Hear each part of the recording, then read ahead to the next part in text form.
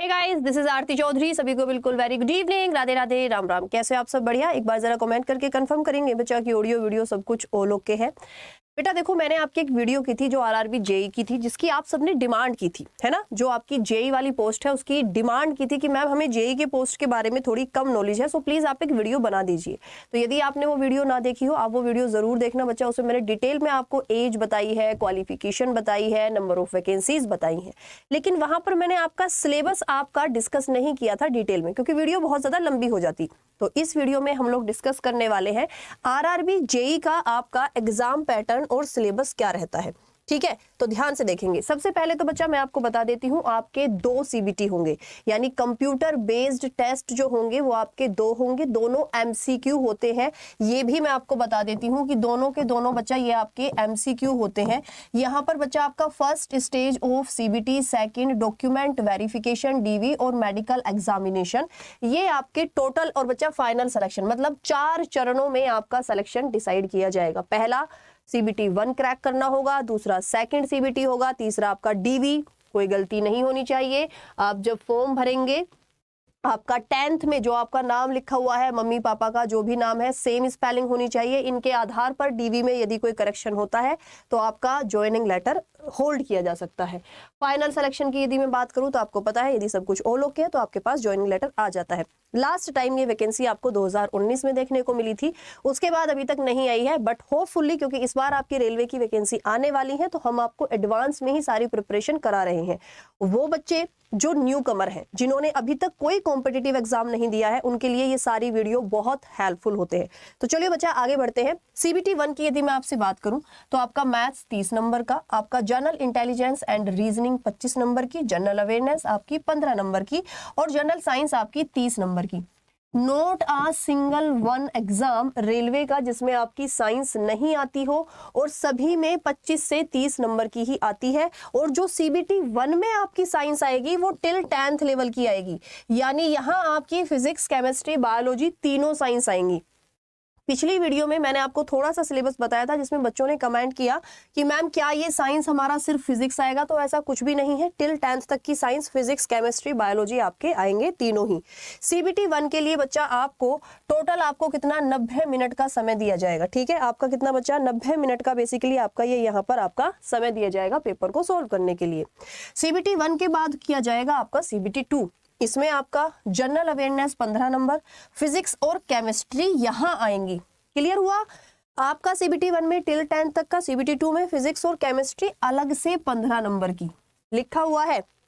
Basic of computer, यानी आपका computer आएगा 10 नंबर का। कितना? कंप्यूटर आएगा 10 नंबर का। और इन्वायरमेंट एंड पोल्यूशन, यहाँ पर बायोलॉजी नहीं आएगी, लेकिन आपका जो इन्वायरमेंट और पोल्यूशन वाला सेक्शन है वो आएगा 10 नंबर का। यानी यहाँ पर भी तुम्हारी साइंस 25 नंबर की है, यहाँ पर भी तुम्हारी साइंस जो है बच्चा वो 25 नंबर की है। अब यहाँ पर क्या है? Technical abilities. ये एक ऐसा सेक्शन है जो वो बच्चे समझ सकते हैं जो इंजीनियरिंग बैकग्राउंड से हैं।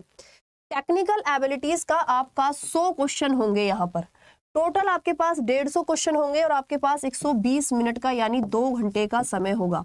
ये जो बच्चा आपकी टेक्निकल एबिलिटीज है, जिस भी ट्रेड में या जिस भी ब्रांच में आपने अपनी इंजीनियरिंग की है, जिस भी ब्रांच में आपने अपनी इंजीनियरिंग की है, ये 100 क्वेश्चन आपके उसी के होते हैं। क्योंकि ये एक टेक्निकल पोस्ट है, अच्छी पोस्ट है, अच्छी खासी मोटी आपको सैलरी देगी गवर्नमेंट, तो डेफिनेटली वो सब आपसे उम्मीद करेंगे कि आप यहाँ पर एटलीस्ट जिसमें आपने अपनी इंजीनियरिंग की है उसकी संपूर्ण नॉलेज, जितनी आपके उस डेजिग्नेशन के लिए जरूरी है, वो आपको आनी चाहिए। क्लियर? टेक्निकल एबिलिटीज में बहुत बच्चों को कंफ्यूजन था। दूसरे बच्चे, मैम हमने 12वीं के पास डिप्लोमा किया है, तो क्या हमने आईटीआई किया है, क्या हम फॉर्म भर सकते हैं? तो सॉरी टू से आप फॉर्म नहीं भर सकते। यहाँ पर बच्चा आपका सिर्फ इंजीनियरिंग बैकग्राउंड वाले बच्चे ही फॉर्म भर सकते हैं। अगली वीडियो में मैं आपको बताऊंगी कि किस किस ब्रांच में आपने इंजीनियरिंग की है जो बच्चे इस फॉर्म को अप्लाई कर सकते हैं। क्योंकि अगला डाउट आप सबका यही आएगा कि मैम मैंने कंप्यूटर साइंस से किया है, मैम मैंने आईटीआई से किया है, मैम मैंने सिविल से किया है। है ना। तो अगली वीडियो हम लोग किस पर रखेंगे कि कौन कौन बच्चे इस फॉर्म को बेसिकली आपके भर सकते हैं, यानी किस बैकग्राउंड से हैं जो आप इस फॉर्म को भर सकते हैं।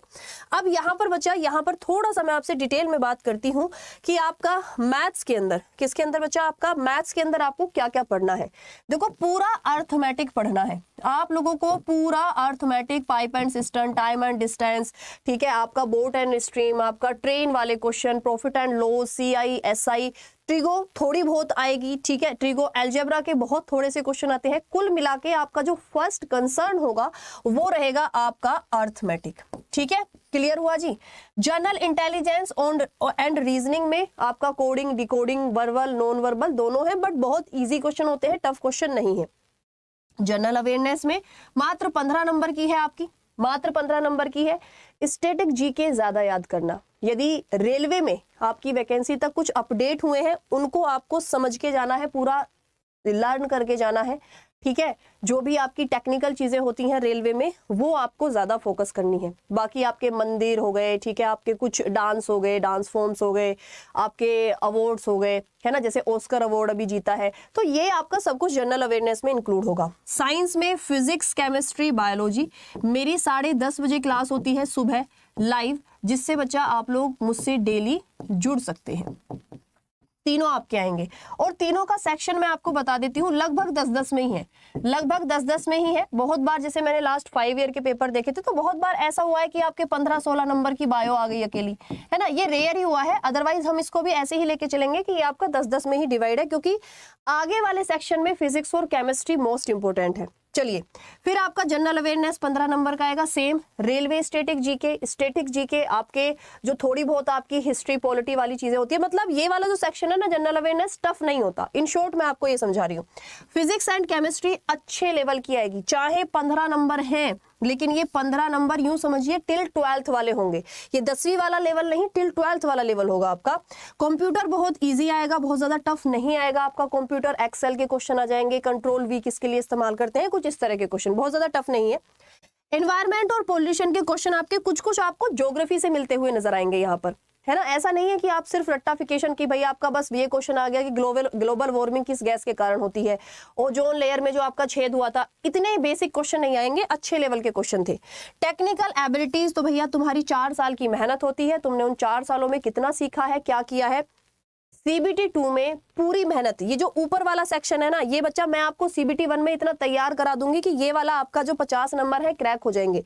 पूरा कंसर्न इस 100 नंबर पर डालना, पूरा का पूरा। अब यहाँ इसका डिटेल सिलेबस नहीं बता सकती क्योंकि मैकेनिकल वालों का अलग है, सिविल वालों का अलग है, इलेक्ट्रिकल वालों का अलग है और इलेक्ट्रॉनिक्स वालों का अलग है। उसके लिए मैं सेपरेट वीडियो बनाऊंगी आपकी चैप्टर वाइज कि किस ब्रांच के बच्चे को क्या पढ़ना है ना। तो अब एक बार जब ये जंग हमने छेड़ी है, आप सबने डिमांड की है, तो बच्चा इसको पूरा तो हम लोग करेंगे, डेफिनेटली करेंगे। समझ आया? मैं उम्मीद करती हूँ बच्चा कि आपको ये वीडियो मेरी पसंद आती होंगी। सो प्लीज ज्यादा से ज्यादा शेयर करना, लाइक करना, कोई डाउट है कमेंट करना, आप लोग अगली वीडियो में आपकी उसी पर बना दूंगी। ओके जी, तो एक बार जरा देखते हैं बच्चा कि क्या ये आपका एग्जाम एक दिन में क्रैक हो जाएगा। भाई बिल्कुल नहीं होने वाला, एडवांस तैयारी करनी पड़ेगी, क्योंकि जब वैकेंसी आ जाएगी ना फिर ज्यादा समय नहीं होगा तैयारी का। तो आप लोग क्या करोगे बच्चा, अड्डा 24/7 आप लोग वेबसाइट विजिट करोगे। ये हमारी वेबसाइट है बच्चा। आप लोग यहाँ पर कहाँ जाओगे बच्चा, ऑल कोर्स या 3 डॉट दिखेंगे और यहाँ पर बच्चा आप लोग जाओगे JE एंड AE एग्जाम। ये रहा JE एंड AE एग्जाम। जब आप यहाँ पर सेलेक्ट करोगे तो यहाँ पर बच्चा आपको एक सेक्शन मिलेगा, किसका, RRB का। किसका सेक्शन मिलेगा, ये रहा देखो RRB। नहीं तो यहाँ सर्च कर लेना RRB JE बैचेस, तो भी बच्चा आपको सर्च बटन से हेल्प मिल जाएगी। कहीं कॉल करने की जरूरत नहीं है, बिल्कुल परेशान होने की आपकी जरूरत नहीं है, ठीक है। तो यहाँ पर बच्चा आप लोग खुद देख सकते हो कि आपके कुछ बैचेस हैं, ALP के भी हैं, है ना, ALP के भी हैं अलग से बैचेस। बट इनमें से जो हमारा एक Tier 1 और Tier 2 यानी CBT 1 और CBT 2 का जो लेटेस्ट आपका बैच है वो 27 फरवरी वाला बैच है, जिससे आप बच्चा हमसे जुड़ सकते हैं। बाय नाउ पर क्लिक करेंगे और कूपन कोड अप्लाई करेंगे Y446 Y446। जैसे ही आप लोग अप्लाई करेंगे मात्र 2100 रुपए में पूरे 6 महीने के लिए, है ना। अब 6 महीने में वैकेंसी आनी तय है, तो भैया जब वैकेंसी आनी तय है तो एडवांस में तैयारी कर लो ना, एडवांस में तैयारी करो। RRB JE का बच्चा ये आपके Tier 1 Tier 2 यानी CBT 1 और 2 के लिए अलग से बैच नहीं लेना है, इसी में आपका रहेगा।